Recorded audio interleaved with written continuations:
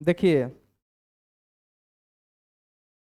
Hello students, कैसे हो आप सभी। उम्मीद करते हैं आप सभी ठीक होंगे। तो स्टूडेंट्स, रोज की तरह आज फिर हम लोग करने वाले हैं टॉप 30 ऑब्जेक्टिव प्रश्न दो चर वाले रैखिक समीकरण युग्म का। ठीक है, तो वीडियो को शुरू करते हैं और समझते हैं कि इस तरह का जो क्वेश्चन एग्जाम में आएगा तो आप कैसे सॉल्व कीजिएगा। एग्जाम का जो दिन है दिन पर दिन कमता जा रहा है। ठीक है, काफी कम समय बच गया है, काफी कम समय बच गया है। एग्जाम का काफी कम समय बच गया है, इसलिए मैं जो एग्जाम ओरिएंटेड जो सवाल है उसको मैं प्रैक्टिस करवा रहा हूँ। इसको आपको सभी विद्यार्थियों को देखना बहुत जरूरी है। इस तरह का क्वेश्चन ही पेपर में आएगा, इससे बाहर नहीं आएगा। इससे बाहर आएगा तो मैं पढ़ाना छोड़ दूंगा। ठीक है, दो चर वाले रैखिक समीकरण से इससे बाहर क्वेश्चन नहीं आने वाला है। तो यहाँ पे वीडियो शुरू करें उससे पहले हम लोग थोड़ा सा थंबनेल को देख लेते हैं। ठीक है, ये कैसा धांसू वीडियो है, यहाँ पर देखिए। हम इसी तरह का धांसू वीडियो बना रहे हैं ताकि एग्जाम में एक भी सवाल मेरे भाई नहीं छूटे, एक भी सवाल आपसे मिस नहीं हो पेपर में। समझ गए। तो आपको एक बात और बता दूं कि अगर और भी ऑब्जेक्टिव क्वेश्चन का सॉल्यूशन देखना है तो अब यूट्यूब पे जाइए, आजाद इंस्टीट्यूट चैनल पे, और वहाँ पे जो चैप्टर वाइज है ऑब्जेक्टिव क्वेश्चन का रिकॉर्डेड वीडियो डाल दिया गया है। ठीक है, वहाँ से आप पूरा सॉल्यूशन देख सकते हैं और वहाँ से आप समझ सकते हैं कि किस तरह से सवाल को सॉल्व करना है। एकदम चैप्टर वाइज वहाँ पे आपको मिल जाएगा। ठीक है, तो यहाँ पे शुरू करते हैं। यहाँ पर देखिए, वीडियो शुरू करें इससे पहले हम लोग थोड़ा सा थंबनेल को देख लेते हैं, उसके बाद क्वेश्चन का सॉल्यूशन देखेंगे। यहाँ पर देखिए क्या कहता है सवाल। बिहार बोर्ड मैट्रिक परीक्षा 2025, जो बच्चे बिहार बोर्ड मैट्रिक परीक्षा 2025 का तैयारी कर रहे हैं उसके लिए काफी इंपॉर्टेंट सवाल है। ठीक है, काफी इंपॉर्टेंट सवाल है क्योंकि एग्जाम में आपको सीधे सीधे इसमें से टकराएगा। ठीक है, तो यहाँ पर देखिए क्या कहता है। दो चर वाले रैखिक समीकरण यहाँ पे लिखा है, यहाँ पे युग्म नहीं लिखा, युग्म लिख देता हूँ। दो चर वाले रैखिक समीकरण युग्म का सवाल है मेरे भाई। यहाँ पे देखिए ऑब्जेक्टिव 30 प्रश्न का धांसू वीडियो। ठीक है, यहाँ पे धांसू वीडियो है ये, यानी कि ये आपके दिमाग में ऐसे पढ़ाऊंगा कि आपके दिमाग में इस तरह से धंस जाएगा कि पेपर में आप एकदम आसानी से सॉल्व कर लेंगे। ठीक है, तो यहाँ पर देखिए अब की बार 400 पार। ठीक है, अब की बार बीजेपी सरकार नहीं, अब की बार 400 पार लेके आना है। समझ गए, अब की बार 400 पार लाना है। तो हमारा चैनल आजाद इंस्टीट्यूट को क्या करिए, सब्सक्राइब कर लीजिए और ये जो पेज है आजाद इंस्टीट्यूट चंद्रशेखर सर को फॉलो कर लीजिए। समझ गए। अब यहाँ देखिए क्या कहता है, आगे थोड़ा सा देखते हैं यहाँ पे क्या है। यहाँ देखिए कहता है कि एक बेहतरीन किताब 100 दोस्त के बराबर है। समझ गए ना। अगर आपके पास एक अच्छा किताब है तो वो 100 दोस्त के बराबर है, लेकिन एक अच्छा दोस्त आपको मिल जाए तो वो सब किताब के बराबर है, यानी कि लाइब्रेरी के बराबर है। तो जीवन में अगर आपको अच्छा दोस्त मिल जाता है तो वो एक लाइब्रेरी के बराबर है। इसको आप खोने से डरिएगा, इसको कभी खोइएगा नहीं। अच्छा मित्र अगर मिल जाए तो, अच्छा अगर रिश्ता मिल जाए तो, बात समझ गए कि नहीं। अच्छा रिश्ता बार बार मिलता नहीं है। समझ गए। आगे बढ़ते हैं। यहाँ पर देखिए, जी हाँ, यहाँ क्या कहता है। एक तीर को पीछे की ओर खींचकर ही आगे छोड़ा जा सकता है। एक तीर को पीछे की ओर खींचकर ही आगे छोड़ा जा सकता है। मुसीबत के साथ, यहाँ देखिए, जब जिंदगी आपको मुसीबतों के साथ पीछे खींच रही है तो समझ लीजिए कि वो आपको बेहतर दिशा में छोड़ने वाली है। जब आपके जिंदगी में मुसीबत आए तो समझ जाइएगा कि आप जिंदगी में अच्छा करने वाले हैं, इसलिए मुसीबत आपके साथ है। समझ गए। मुसीबत भगवान सबको नहीं देता है, प्रॉब्लम भगवान सबको नहीं देता है। प्रॉब्लम उसी को देता है जो उसको सॉल्व करने का हिम्मत रखता है। समझ गए ना। जो संघर्ष करने का हिम्मत रखता है उसी के पास समस्या ज्यादा आता है। बात समझ गए कि नहीं। तो आगे देखते हैं, सवाल नंबर 1 से यहाँ पर शुरू करते हैं। क्या कहता है सवाल, यहाँ देखिए। दो चर में दो एकघातीय समीकरण के ग्राफ यदि प्रतिच्छेदी रेखाएं हो तो हलों की संख्या होगी। ठीक है, अब यहाँ देखिए दो चर वाले रैखिक समीकरण, दो चर है, चार नहीं दो चर। अब यहाँ पे प्रतिच्छेदी रेखा है, तीन तरह की रेखा होता है। एक तो समांतर हो सकता है, एक इस तरह से प्रतिच्छेदी हो सकता है। ठीक है, और एक के ऊपर दूसरा हो सकता है। तब जब रेखा प्रतिच्छेदी हो तो सिर्फ और सिर्फ एक हल होगा, सिर्फ और सिर्फ एक हल होगा। कौन सा ऑप्शन सही होगा यहाँ पर, ऑप्शन ए सही हो जाएगा। बात समझ गए। अगर रेखा समांतर है, क्या है समांतर, तो इसका कोई हल नहीं होगा। जब तक हम दोनों मिलेंगे नहीं तब तक समस्या का सॉल्यूशन समाधान नहीं होगा। मिलने से समस्या का समाधान होगा। जब एक दूसरे से प्रतिच्छेद करेगा तो इसका एक हल होगा, जब एक के ऊपर दूसरा होगा तो अनेक हल होगा। बात समझ गए कि नहीं? और यहाँ पे जब समांतर होगा तो इसका कोई हल नहीं होगा मेरे प्यारे विद्यार्थी। ये समझ में आया होगा। आगे बढ़ते हैं, अगला सवाल समझते हैं। यहाँ पर देखिए अगला सवाल क्या कहता है। जी हाँ, अगला सवाल है, कहता है एक चर वाले रैखिक समीकरण का हल होगा। भैया एक चर वाले मान लीजिए कोई समीकरण है, 3x प्लस में 4y बराबर है 5, तो इसका कितना हल हो जाएगा? इसका अनगिनत हल हो सकता है। कितना? अनगिनत। x का अलग अलग मान रखिए तो y का अलग अलग मानेगा, x का अलग अलग मान के लिए y का अलग अलग मानेगा, तो इसका कौन सा हल होगा? इसका अनंत हल होगा। अरे अनेक, अनंत, ये दोनों बराबर है, समझ गए ना? यहाँ पे a और c दोनों हो जाएगा, a एंड c दोनों। यहाँ पे एक ही होगा, यहाँ पे मतलब ऑप्शन गलत लिखा हुआ है, समझ गए ना? अनंत हल होगा, समझ गए ना? ये अनगिनत। बात क्या है? बराबर। बात क्या है? बराबर। आगे बढ़ते हैं, अगला सवाल देखते हैं। अगला सवाल कैसे हल होगा, यहाँ देखिए। ओहो, हाँ, दो चर वाले रैखिक समीकरण का आलेख एक सरल रेखा है और इस रेखा के पर के बिंदु का निर्देशांक उस समीकरण का क्या होगा? इस रेखा पर के, अच्छा, इस क्या कहता है, दो चर वाले रैखिक समीकरण का आलेख एक सरल रेखा, एक सरल रेखा, इस रेखा पर के बिंदु का निर्देशांक उस समीकरण का क्या होगा? इस पर कोई भी बिंदु आता है ना, तो इस समीकरण का क्या है? हल होगा। क्या होगा? हल होगा। कौन सा ऑप्शन सही होगा? यहाँ पर ए ऑप्शन सही हो जाएगा। बात समझ गया ना? ए ऑप्शन क्या हो जाएगा? सही हो जाएगा। आगे बढ़ते हैं, यहाँ देखिए अगला सवाल क्या कहता है, मेरा सोना, दो चर वाले रैखिक समीकरण के हल हो सकते हैं। दो चर वाले रैखिक समीकरण के हल हो सकते हैं, तो कितना हो सकता है? दो चर वाले रैखिक समीकरण का हल कितना होगा? अनंत होगा। कितना होगा? अनंत होगा। दो चर वाले रैखिक समीकरण का हल कितना होगा? अनंत होगा। समझ गए ना? अच्छा, यहाँ पे जो सवाल था ये गलत हो गया है। यहाँ देखिए ये सवाल, एक चर वाले रैखिक समीकरण का हल होगा, इसमें से कोई नहीं इसमें ऑप्शन होगा। समझ गए ना? एक चर इसमें एक ही है, दो चर नहीं है। जैसे 5x प्लस 4 है ना, प्लस 4 और 8, तो इसका तो एक ही हल होगा ना, तो इसमें से कोई नहीं ऑप्शन होगा। क्या होगा? कोई नहीं। समझे? यहाँ पे रॉन्ग हो गया है, सॉरी। यहाँ देखिए अगला सवाल देखते हैं। x माइनस 2y का हल है, x माइनस 2y बराबर 4 का हल है। कौन सा हल होगा? x माइनस 2y बराबर 4 का कौन सा हल होगा? इसमें रखेंगे, अगर 4 के बराबर जो आता है वो हल होगा। देखिए 4 रखिए, x का मान 4 और माइनस 2 गुना y का वैल्यू कितना? 0, तो 4 माइनस 0 कितना आएगा? 4 आएगा। यानी कि ये वैल्यू रखने पे 4 के बराबर आ रहा है, तो यानी कि इसका कौन सा ऑप्शन सही होगा? ए ऑप्शन सही होगा। बाकी रखिएगा तो इसका कोई नहीं आएगा बराबर। समझ गए ना? 4 के बराबर नहीं आएगा। ठीक है, आगे बढ़ते हैं। यहाँ पे देखिए अगला सवाल, अगर सरल युग्मपत रैखिक समीकरण से प्राप्त आलेख एक दूसरे को प्रतिच्छेद करती है, प्रतिच्छेद करेगा तो कितना हल होगा? कितना हल होगा बोलिए? अद्वितीय। अद्वितीय का मतलब केवल एक, अद्वितीय का मतलब दो गो नहीं, एगो। क्या गो? एगो। तो अद्वितीय हल होगा। समझ गए ना? अद्वितीय बोलिए या केवल एक बोलिए। बात समझ गए? बात क्या है? बराबर है। अगला सवाल देखते हैं, y बराबर 3x प्लस 5 के हलों की संख्या है। y बराबर 3x प्लस 5, तो इसका तो हल बहुत होगा। बस समझ गए कि नहीं? अनगिनत। कितना? अलग अलग x के लिए अलग अलग y आएगा। बात समझ गए?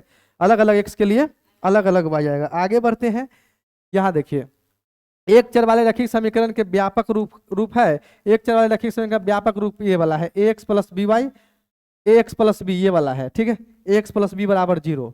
समझ गया ना? कितना? ax प्लस b बराबर 0। एक चर वाले रैखिक समीकरण है तो उसका केवल एक हल होगा, अनगिनत नहीं, केवल एक हल होगा। बात समझ गए ना? केवल एक हल होगा। आगे बढ़ते हैं, यहाँ देखिए क्या कहता है, एक सरवाई दो चर वाले रैखिक समीकरण का व्यापक रूप है। ax plus by plus c बराबर क्या होता है? 0। ax plus by plus c बराबर 0। कौन सा ऑप्शन सही है? ए ऑप्शन सही है। समझ गए? आगे बढ़ते हैं, दो चरों में दो रैखिक समीकरण एक रैखिक समीकरण को क्या कहलाता है? दो चरों में दो रैखिक समीकरण एक रैखिक समीकरण का क्या कहलाता है? युग्म। ठीक है ना? यहाँ पे क्या कहलाता है? युग्म कहलाता है। समझ गए? आगे बढ़ते हैं, अगला सवाल देखते हैं। यहाँ देखिए, दो चरों में रैखिक समीकरण युग्म का हल इनमें से कौन कौन होता है? एक रेखा, दो रेखाएं, एक बिंदु, इनमें से कोई नहीं। क्या कहते हैं? दो चरों में रैखिक समीकरण युग्म का हल इनमें से कौन होता है? एक रेखा, दो रेखाएं, एक बिंदु, एक रेखा होगा इसमें। ठीक है, क्या होगा? एक रेखा होगा। आगे बढ़ते हैं, अगला सवाल तब तक देखिए। यहाँ देखिए, दो चर के रैखिक समीकरण ax plus by plus c बराबर 0 में y का मान होगा। y का मान निकालना है यहाँ पे। ax प्लस में by प्लस में c बराबर कितना है? 0। ठीक है, वाई का वैल्यू कैसे निकालूंगा, बी वाई बराबर माइनस में ए एक्स प्लस सी, उधर चला जाएगा तो माइनस सी, बी गुना में उधर जाएगा तो भाग में, ठीक है। यहाँ पे कितना आ जाएगा, वाई बराबर माइनस ए एक्स माइनस सी, कौन सा ऑप्शन सही, माइनस ए एक्स माइनस सी, ये वाला ऑप्शन सही होगा, ठीक है।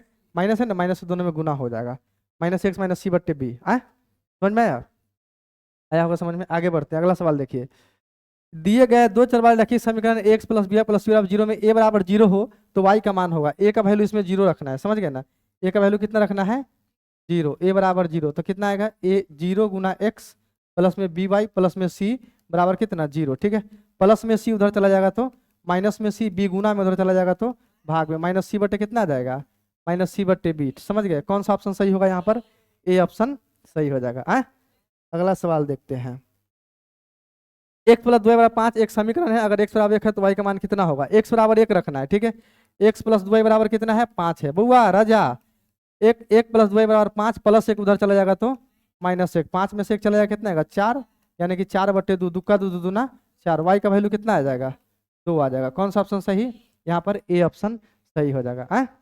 आगे बढ़े जी, अगला सवाल देखिए, समीकरण 2 प्लस 3 बराबर 5 में x का मान 1 है तो y का मान होगा, इसमें x का मान कितना रखना है, 1 रखना है कि नहीं, x का मान 1 रखिए तो 2 गुना 1 प्लस में कितना 3y बराबर कितना है 5, 3y बराबर कितना 5 माइनस में 2, 5 में से 2 चला जाएगा 3, 3 बट्टे 3, 3 से 3 कैंसिल, कितना आएगा 1, y का मान कितना आ जाएगा 1, कौन सा ऑप्शन सही होगा यहाँ पर, डी ऑप्शन सही होगा। आगे बढ़े, एक रैखिक समीकरण का घात होगा एक रैखिक समीकरण का घात कितना होगा, 1, समझ गए ना, ओके। अगला सवाल, दो अंकों की संख्या जिन अंकों का योग और अंतर दिया हो तो संख्या संख्या करना बीजगणितीय प्रयोग से आसान होगा कठिन होगा, ए और बी दोनों होगा, जिनके अंकों का योग और अंतर दिया हो तो आसान होगा, क्या होगा, आसान, ठीक है। यहाँ देखिए, रैखिक समीकरण का हल किया जाता है आलेखीय विधि से, बीजीय विधि से, रूपांतरण विधि से, तीनों विधि से कर दीजिए, समझ गए ना, आलेखीय विधि से भी कर सकते हैं, ठीक है। आगे चलिए, यहाँ देखिए, कुछ अन्य विधियां क्या है जो एक चर वाले युगपत समीकरण के हल में सहायक होते हैं, तुलनात्मक विधि है, अनुपात निर्णय विधि है, ए और बी दोनों होगा इसमें, ठीक है, ए और बी दोनों, ठीक है, 5 विधि है वैसे। आगे चले, क्या देखिए, रैखिक समीकरण का युग्म का हल अद्वितीय होने पर आलेख का रूप होगा प्रतिच्छेदी, क्या होगा, अद्वितीय में क्या होगा, प्रतिच्छेदी, अनगिनत में एक के ऊपर दूसरा होता है आश्रित, समझ गए ना। आगे चलते हैं, क्या देखिए, अगर दो संख्याओं के योग और अंतर ज्ञात हो तो सरल युगपत समीकरण बनाकर उनका हल होगा, संभव है, ठीक है, क्या होगा, संभव, बोलता है कि योग भी दिया हो अंतर भी ज्ञात हो तो संभव है। आगे बढ़े, चुटकी में उड़ा सकते हैं, अगर सरल युगपत रैखिक समीकरण के आलेख एक दूसरे के समांतर हो तो हलों की संख्या समांतर होगा तो कोई हल नहीं होगा, समझ गए ना, नगण्य कोई नहीं, सॉरी यहाँ पे नगण्य कोई नहीं मारो, ठीक है, कोई नगण्य का मतलब जीरो, जीरो वही बात है, लेकिन यहाँ देखिए कोई नहीं मारिएगा, ठीक है ना, कोई हल नहीं होगा। आगे बढ़े,